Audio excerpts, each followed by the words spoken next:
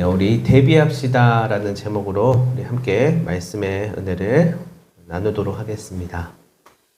네, 얼마 전까지만 해도 우리는 폭염 속에서 굉장히 힘든 시간들을 보냈습니다. 저는 어제 특별히 제가 섬기고 있는 기관 사역, 우리 산소망 중도 실명자 선교회에서 안마 선교단이라고 하는 선교단을 꾸려서 우리 광장동에 있는 광장교회와 함께 아웃리치를 다녀왔습니다. 이 아웃리치를 어디로 갔냐면 전북에 있는 익산 왕국면에 있는 한 교회와 또 우리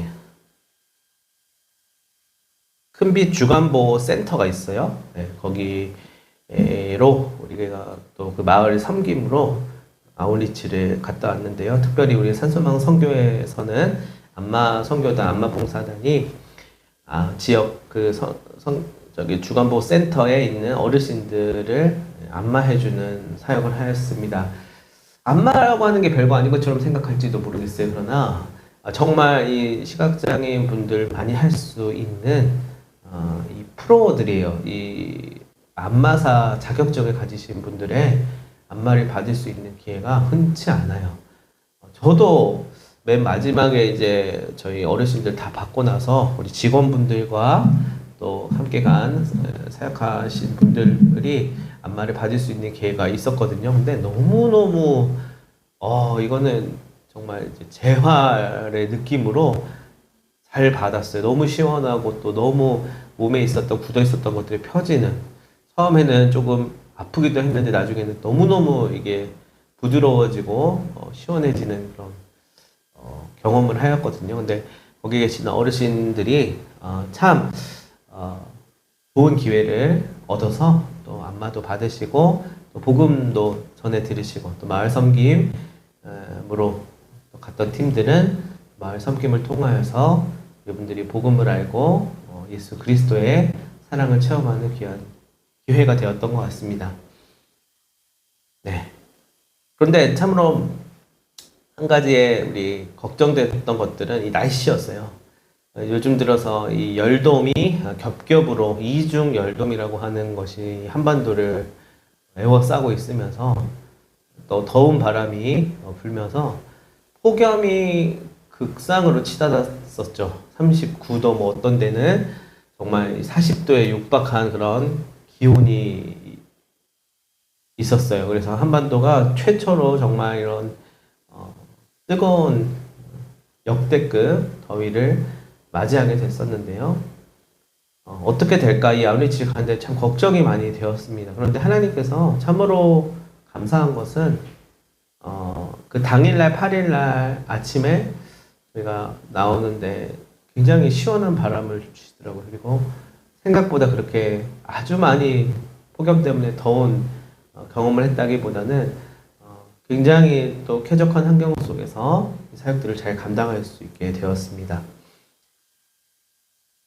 그러나 이를 위하여서 참 많은 준비를 하였어요. 아이스팩이라든지 또 얇은 또 티셔츠라든지 또 여러 가지를 준비하고 대비하는 우리의 자세가 있었기 때문에 이 사역을 잘 마칠 수 있었던 것 같습니다.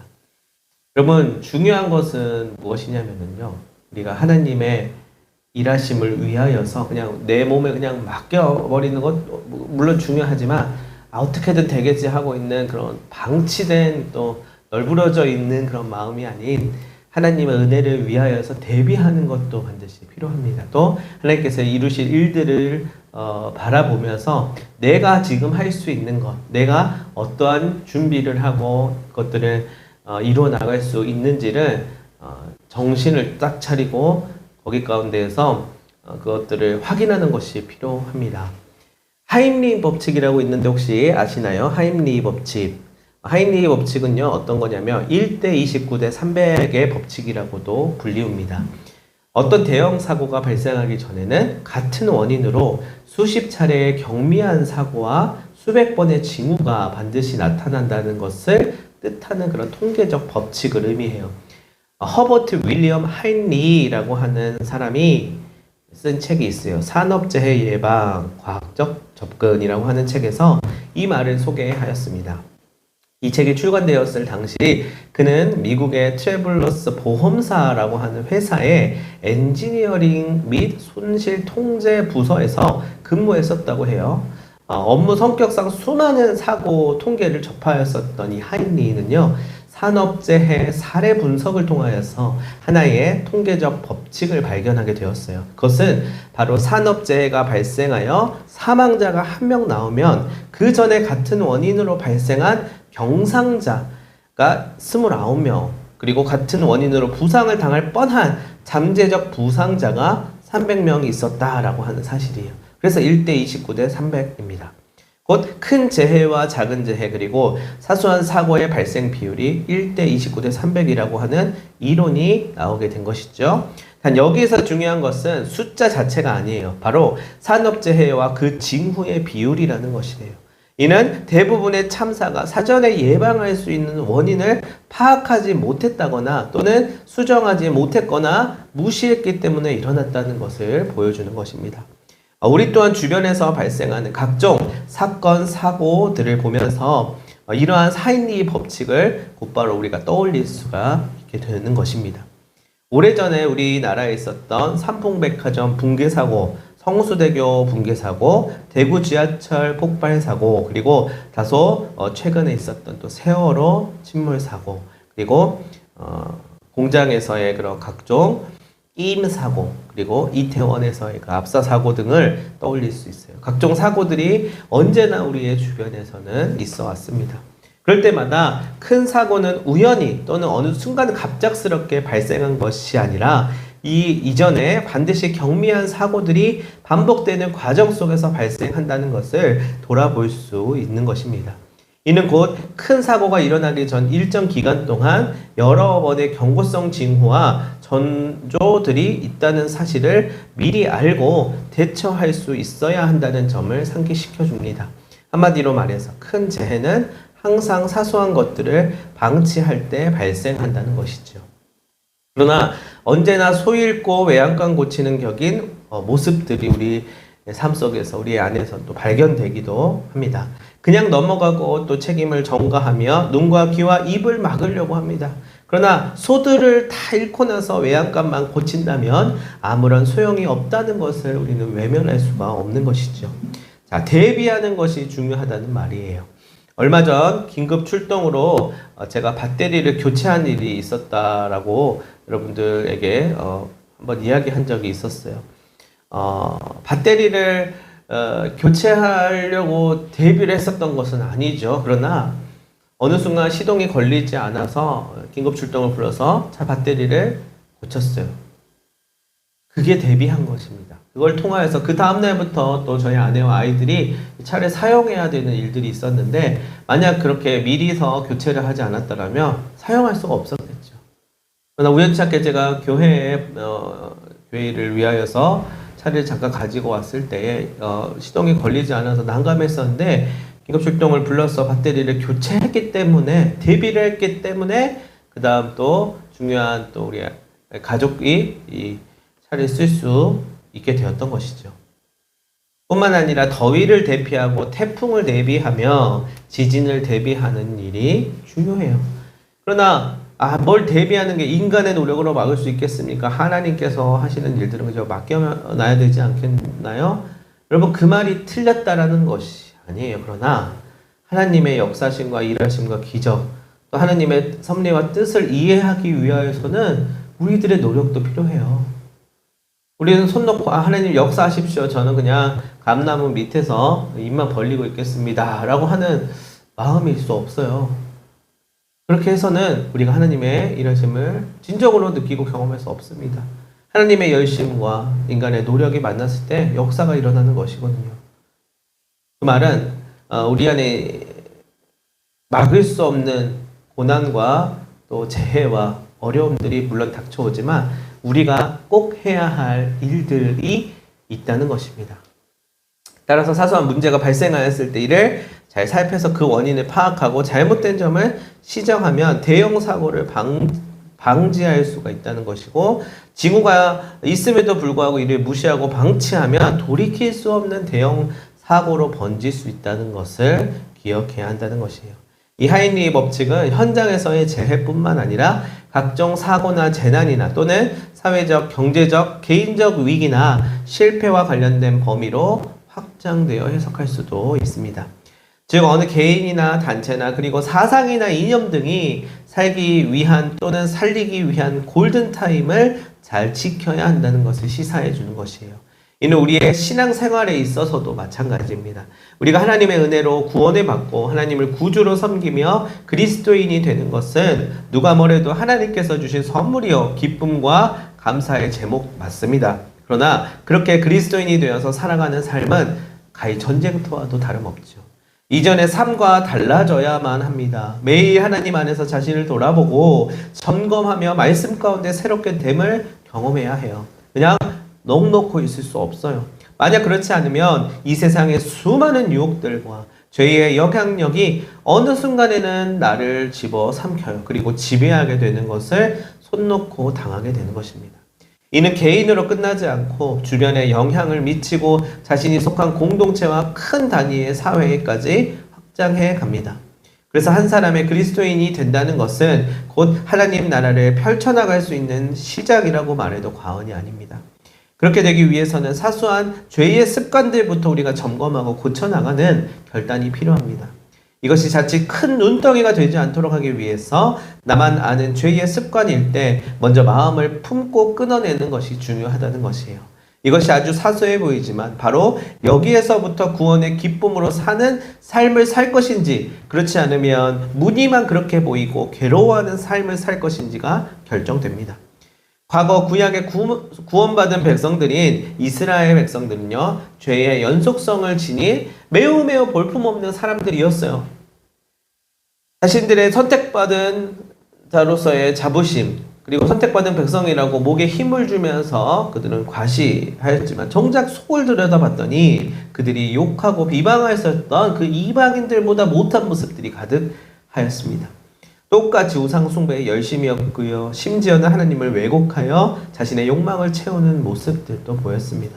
그럴 때마다 하나님께서는 선지자를 보내셔서 그들을 돌이키게 하셨습니다. 그러나 또 다른 한편에서는 거짓 선지자가 이를 흩어놓으면서 오히려 참된 선지자를 소외시키고 그들을 비방하였던 일들이 일어났습니다.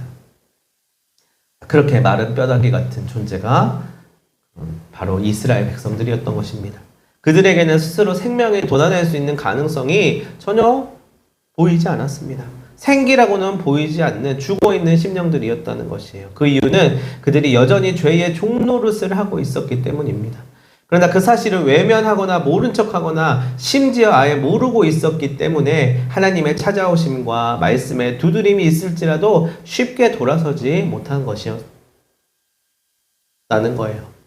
그런 그들에게는 과연 소망이 있었을까요? 오늘 본문의 3절에 보았더니 우리 이렇게 이야기하죠. 개역개정 성경으로 읽어드릴게요. 그가 내게 이르시되 인자야 이 뼈들이 능히 살 수 있겠느냐 하시기로 내가 대답하되 주 여호와여 주께서 하시나이다. 우리가 그들과 다른 점이 있다면 우리는 다름 아닌 주님을 믿는 그리스도인이라는 것입니다. 예수 그리스도를 힘입어서 죄와 사망의 권세를 이길 수 있습니다. 따라서 오히려 우리가 이런 모습들을 인정하고 연약함을 오히려 드러내고 고백하며 나아가면 주님은 이런 우리를 향하여 치유의 말씀으로 회복을 약속해 주십니다. 5절에 보았습니다. 주 여호와께서 이 뼈들에게 이같이 말씀하시기를 내가 생기를 너희에게 들어가게 하리니 너희가 살아나리라. 자, 마치 천지를 창조하실 때처럼 예수께서 광야에서 사단 마귀를 물리치셨을 때처럼 말씀을 통해서 그분의 능력을 행하시는 것이에요. 이것이 바로 하인리히 법칙이 전하고자 하는 메시지라고 저는 생각합니다. 점점 눈덩이처럼 커지는 죄의 무게에 짓눌리지 않기 위해서는 미리 살 수 있는 방법을 하나님께 간구하는 것입니다. 바로 하나님 앞에 나아가는 것이죠. 모든 이름과 명예와 직분을 내려놓고 그분께 치유의 말씀, 그 은혜를 간구하는 것입니다. 그럼 6절 이하의 기적이 일어나게 됩니다. 너희 위에 힘줄을 두고 살을 입히고 가죽으로 덮고 너희 속에 생기를 넣으리니 너희가 살아나리라. 또 내가 여호와인 줄 너희가 알리라 하셨다 하라. 이에 내가 명령을 따라 대언하니 대언할 때에 소리가 나고 움직이며 이 뼈 저 뼈가 들어맞아 뼈들이 서로 연결되더라. 아멘. 우리에게 있어서도 어그러지고 깨지고 부서진 영혼의 조각들이 하나씩 제 자리를 찾아가서 온전함을 이루게 될 수 있습니다. 그것이 죄로 인해 망가져버린 자신을 치유하는 기적인 것이에요. 이 모든 일들은 하나님의 말씀 안에서 그분과의 만남이 기도 가운데서 일어나게 됩니다. 그래서 아무것도 아닌 것처럼 보이지만 우리의 기도와 말씀 생활이 중요하다라는 것이에요. 한국교회의 많은 성도들이 요즘 들어서 한국교회 이 교회가 어마어마하지 않습니까? 그러나 최근까지 이어져 오면서 예전 같지 않다라는 말을 많이 합니다. 그러나 사실은요, 그 예전의 모습이 어떠했든지 우리는 지금의 상태를 확실하게 우리 알아야 합니다. 그리고 과거에는 정말 우리가 좋았고 지금은 좀 많이 연약해졌다라고 말할 수 있을까요? 과거에도 온전한 신앙생활의 모습이었는지도 점검해 봐야 하는 것이에요. 어디서부터 어떻게 정말 말 그대로 이 지경까지 오게 되었는지. 더 근본적으로 우리가 새롭게 은혜 가운데 거듭나야 한다는 사실, 그것을 깨달아야 한다는 것이에요. 그렇지 않으면 결코 생기를 얻을 수 없습니다. 예전으로 돌아간다 한들 그 예전의 모습마저 우리가 생각했었던 것과는 다르게 죄와 욕망과 허무함으로 얼룩져 있었던 모습이었다면 회복은 일어나지 않게 됩니다. 요즘 대한축구협회 난리잖아요. 언제서부터 그게 어떻게 전개되어 와서 이렇게 이 지경이 됐는지. 옛날에는 안 그래도 지금 사람들이 예민해지고 막 따지기 좋아하고 머리가 커져가지고 그렇다 이렇게 얘기할 수는 없어요. 그 나름대로의 과정들을 면밀히 살펴보면서 어디서부터 고쳐나가고 새롭게 갱신해야 하는지를 따져봐야 되는 것이죠. 우리의 신앙생활도 마찬가지예요. 그러나 그것도 우리의 힘으로 할 수는 없습니다. 우리의 그러한 노력들과 더불어서 예수 그리스도의 그 은혜와 성령 하나님의 역사하심이 그것을 이루어질 수 있는 추진력을 갖게 해준다는 것이에요. 신약의 바울, 우리 보십시오. 그는 다메섹에서의 계기를 통해 완전히 새로운 삶을 살게 됩니다. 그렇다고 그가 존재 자체가 갑자기 달라졌다거나 출신과 배경과 핏줄이 달라진 것 아니었어요. 똑같았습니다. 여전히 그 자체로 남아 있었습니다. 그러나 이전과 같이 하나님을 외면하고 하나님을 믿는 자들을 핍박하였었던 그 죄로부터 벗어나게 된 것이에요. 거기에는 생명이 없었고 죽음만이 가득했었던 것이죠. 그러나 자신의 눈을 잃어버리고 그 눈에 비닐 같은 것들이 씌워졌다고 하잖아요. 그래서 다메섹 도상에서 빛을 보고 나중에 아나니아를 통하여서 치유를 받게 되는데, 이 눈이 멀어버릴지언정 하나님의 음성만은 내가 잃어버리지 않겠습니다 라고 하는 그때의 정녕 사는 길, 사는 법을 그는 알게 되었어요. 자신이 죽이러 가던 그 길은 오히려 생명을 전달하게 되는 길로 이제는 전환하게 된 것이죠. 오늘 우리가 읽었던 본문에서 에스겔은 뼈가 가득한 죽음의 땅을 환상 가운데 목도하였어요. 그리고 그가 살았던 시대, 그가 마주하였던 사람들, 그가 속하였던 그 땅에 생기 없이 말라버린 그 모습이 그대로 여실히 드러나게 되었던 것이죠. 그러나 그 죽음의 골짜기 가운데서 따지막히 들리오는 주님의 음성, 사는 길, 사는 법이 들리게 되었습니다. 9절부터 10절입니다. 또 내게 이르시되 인자야 너는 생기를 향하여 대언하라. 생기에게 대언하여 이르기를 주 여호와께서 이같이 말씀하시기를 생기야 사방에서부터 와서 이 죽음을 당한 자에게 불어서 살아나게 하라 하셨다 하라. 이에 내가 그 명령대로 대언하였더니 생기가 그들에게 들어가매 그들이 곧 살아나서 일어나 서는데 극히 큰 군대더라. 아멘. 죽음의 땅은 곧 생명의 땅으로 말라버린 뼈들이 곧 하나의 큰 군대가 되었다고 합니다. 그들이 그러한 가능성이 있거나 잘 들어맞는 여건과 상황과 원인이 있었던 것도 아닙니다. 다만 하나님이 있었을 뿐입니다. 하나님의 권능이 있었고 하나님의 말씀이 있었습니다. 곧 이 말은 하나님이 없는 곳, 하나님의 권능을 필요로 하지 않는 곳, 하나님의 말씀이 지워져 버린 곳은 말라버린 뼈만 가득한 죽음의 땅이라는 말이에요. 그 땅이 꼭 이 환상 속에서만, 에스겔의 환상 속에서만 존재하는 것일까요? 우리가 사는 삶에 있어서도 마찬가지입니다. 그렇다고 우리가 살려면 어떻게 해야 합니까? 라고 질문한다면 어떻게 해야 살아서 큰 군대를 이룰 수 있을까요? 라고 묻는다면 하나님께서 어떻게 우리에게 말씀해 주실까요? 하나님께서 우리에게 원하시는 것, 그것은 무엇일까요? 우리가 물어볼 수 있어야 해요. 개인적으로는요, 저는 이럴 때에 하나의 통찰을 얻게 되는데요. 보통 치과에 가서 우리 후회를 많이 하죠.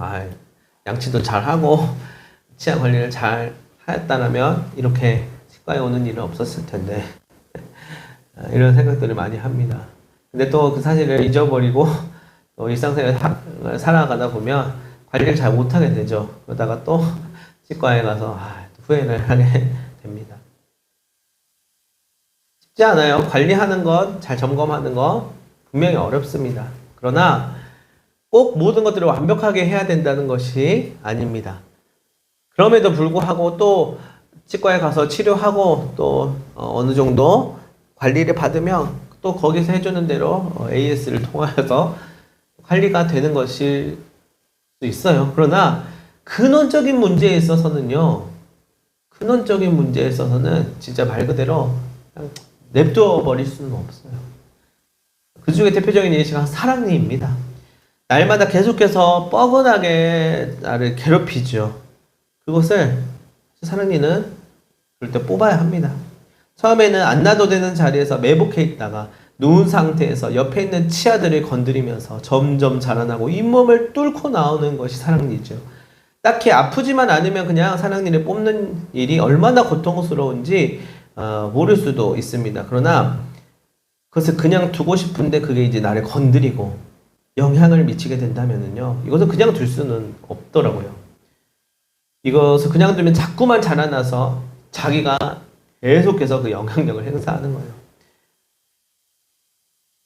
제가 예전에 났던 사랑니가 있었는데요, 그것을 막 뽑는 게 좀 두려웠습니다. 그래서 좀 깎아서 그것을 못 자라나게끔 조치를 취했었어요. 근데 깎아도 다시 시간이 지나면 자라는 거예요.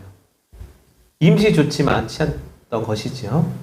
그러나 이것이 또 자라서 흠니 쪽을 침범하고 잇몸으로 나왔을 때는 이제 돌이킬 수가 없었어요. 어떻게 해야 할까요? 잇몸을 째고 드릴로 조각을 내서 머리부터 뿌리까지 싹 다 뽑아내야만 하는 수밖에 없습니다. 그래야 사랑니로 인해 더 이상 괴로움을 당하지 않는 것입니다. 피도 많이 나고 시큰거리고 볼이 이만큼 붓기도 하고 음식도 제대로 못 먹는 불편함이 있습니다. 그러나 해결이 되었다는 것이에요. 만약 그대로 두었다면 다른 치아에도 손상을 일으키고 그 사이로 염증을 일으켜서 결국 치아든 잇몸이든 다 못 써버리고 썩어버리게 될 것입니다. 그때 다음과 같은 사실을 우리는 깨달을 수 있지요. 우리의 죄도 보이지 않게 우리를 계속해서 괴롭히고 온전한 상태에 있는 영역까지 침범해서 그 영향력을 미치며 우리의 신경과 생활과 사고까지 건드리고 못 살게 구울 수 있겠구나라는 것을 느낄 수가 있어요. 더 일을 커지게 만들지 않으려면 그냥 일단 넘어가 보자 하는 심상이 아니라 원인을 파악하고 불씨의 뿌리째 뽑는 결단도 있어야 한다는 것을 느꼈던 것입니다. 여러분, 이가 아프면 치과 의사를 찾아야 합니다. 몸 안에 어떤 부분이 아프면 내과 의사를 찾아야 해요. 외부적인 충격에 의해서 다치게 되면 외과 의사를 찾아야 하는 것처럼 우리의 영혼과 모든 삶이 온전해지고 치유받기 위해서는 하나님을 찾아야만 합니다. 더군다나 재미있는 사실은 돈도 들지 않고 무료라는 것이에요. 다만 모든 자존심과 욕심과 거칠애와 훈장들을 다 내려놔야만 해요. 조건입니다. 그것이 회복의 첫 시작이 될 것입니다. 입을 벌리고 부위를 보여줘야 되고요. 침대에 누워서 아픈 곳을 보여주어야 하는 것. 치과에서 그렇게 해야만 치료를 받을 수 있는 것과 같아요. 아픔과 상처를 보여주고 치료와 이 처방과 향후 관리를 들어야만 합니다. 오늘 하나님의 말씀을 듣기 위해 나오신 여러분, 그리고 함께 영상을 통하여서 예배하시는 여러분들 모두에게 하나님의 귀한 음성이 들리고 또한 치유의 역사가 일어나게 되기를 간절히 바랍니다. 이것은 잠깐 예배에 나오고 설교를 듣고 그리고 만남에 의해서 일어나지는 않을 수 있어요. 그러나 각자가 스스로 하나님 앞에서 나아가는 일이 있어야만 한다는 사실을 상기시켜 줍니다. 저는 그 일을 다만 독려할 뿐입니다.